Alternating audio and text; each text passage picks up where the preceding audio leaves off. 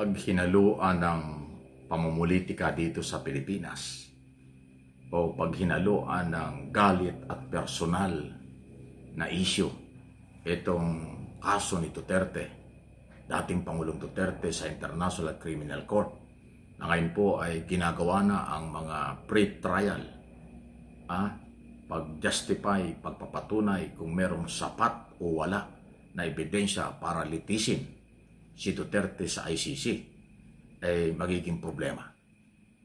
Kasi po, iba ang politika sa Pilipinas kaysa sa abroad. Pangalawa, ang International Criminal Court walang pakialam dito po sa ating politika at ibang mga batas at programa dito sa bayan ng Pilipinas, bansang Pilipinas. Ibig sabihin, anuman yung internal problem ng Pilipinas, walang pakialam ang ICC. Kaya ko po ito sinasabi sa aking sariling interpretation at opinion. Sa day 1 ng pre-trial, nagkulay politika ang depensa ni Attorney Nicolas Holtman, abogado ni Duterte. Kasi sinisisi niya ang Philippine government, Philippine President na si Pangulong Marcos Jr. sa pag-surrender, paghulit, pag-surrender kay Duterte sa ICC. Yan ay political issue. Maling-mali po yan sa aking sariling opinion. Hindi po ako nakikialam, opinion ko lang ito, channel ko ito. Yung naniniwala, salamat, yung hindi, ay bahala kayo. Kasi pag ginamit mo yung pamumulitika at politika sa Pilipinas at internal problem ng Pilipinas dun sa pagtatrial kay Duterte sa ICC, hindi yan tatanggapin nila. Kasi ang ICC nakatingin base sa reklamo, complainant, nag-file ng kaso ng mga Pilipino. Hindi sila titingin kung sino man niyang akusado. Wala silang pakialam kung ma-impluwensya si Duterte sa Pilipinas. Kasi yung sinasabi ng abogado, ma-impluwensya ang pamilyang Duterte sa Pilipinas. Walang pakialam ang ICC ron. Baka lalo pang maniwala yung mga judges doon na ma-impluwensya pala yung mga yan. Kaya pala kahit anong gawin nila, pwedeng gawin. Kahit lumabag sa karapatang pantao, nagagawa kasi may influensya. Naloko na, di lalong napasama. Ang pinag-uusapan dito, crime against humanity. Mga abuso sa kapangyarihan at paglabag sa tao. Inabuso yung mga inosenteng tao. Ganun po ang issue dyan eh. Tapos papalabasin na ma-influensya. Pinupolitika sa Pilipinas sa mga Duterte, hinaharas ang mga Duterte, ay garbage na argumento yan. Dapat nakapokus ano ang bintang, ano ang akusasyon ng prosecution at ng biktima. Yun ang dapat sinagot. Hindi naman natin pinangunahan ng ICC. Observation lang ito sa nangyayari. Doon sa day 1, aywan natin. Mamayang hapon ipagpapatuloy ulit eh. Hanggang 20, hanggang Biyernes po, ang pre-trial.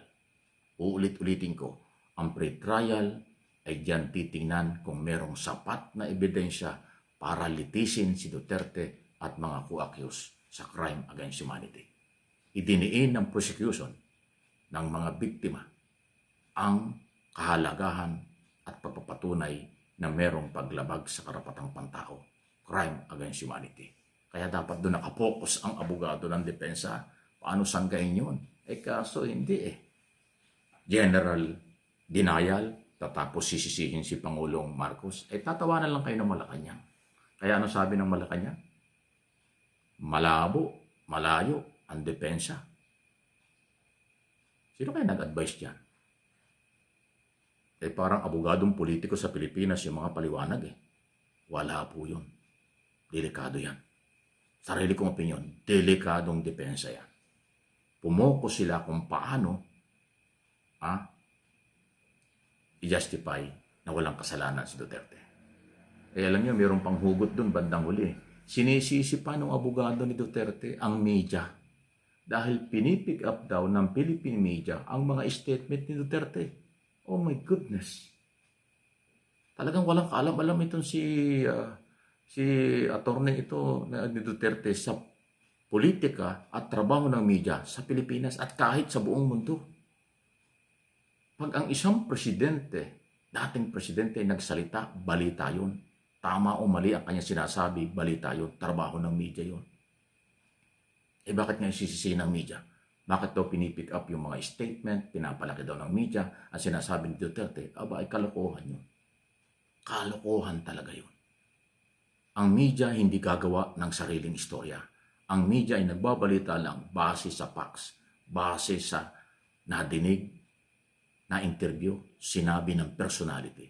Ang mga Duterte ay malaking pamilya sa Pilipinas na politiko. Ano man ang sasabihin ng mga yan, balita. Personal o anumang gagawin yan, balita. Paano mo pagbabawalan ng media? Tapos ngayon sisisihin ni Coltman ang media. Nagpapalaki. Abay, maling-mali yan. Kaya nga yung judge habang nagsasalita yung abogado, parang nakakunot yung noo doon sa television. Kasi nga, anong kinalaman ng crime against humanity? Anong kinalaman ng media? Anong kinalaman ng Philippine government doon? Na nakaupo ngayon na hindi naman wala namang kinalaman doon sa mga ginawa umano ni Duterte nung ito'y mayor at ng Pangulo ng Bansa. So, again, sarili kong observation at opinion yan. Lahat tayo entitled. Yung mga pro-Duterte, hindi yan maniniwala, magagalit pa, ibabas pa, sigurado ako niya. Sasabihin troll kung ano-ano. I don't care, wala akong pakialam sa inyo. Ako, for information, for education, ang topic, doon sa mga open, bukas ang kaisipan para malaman kung ano ang nangyayari sa buong mundo na kapwa natin Pilipino. Okay? Ang trabaho ng media, hindi kailangang pakialaman. Ang politika at sistema sa Pilipinas, internal problem, wala yang kinalaman. Doon sa walang pakialam ang mga judges yan. Sa totoo lang po. Naku. O kayo mga DDS, kontento ba kayo sa performance ng abogado ni Duterte? O sablay? O delikado? Lumilihis sa ebidensya. Lumilihis sa isyo. Ginagawa niyang politika, pati ang gobyernong Pilipinas dinadamay pa. Ay, matindi yan. Hindi Philippine government ang complainant sa ICC. Hindi ang Philippine law ang may problema sa ICC. Hindi si Pangulong Marcos ang may problema sa ICC. Ang may problema sa ICC, si Digong Duterte at yung kasamahan niya. Dahil ang complainant, mamamayang Pilipino, hindi gobyerno. Mamamayang biktima, pamilya ng biktima. Ganun pong kalinaw yon.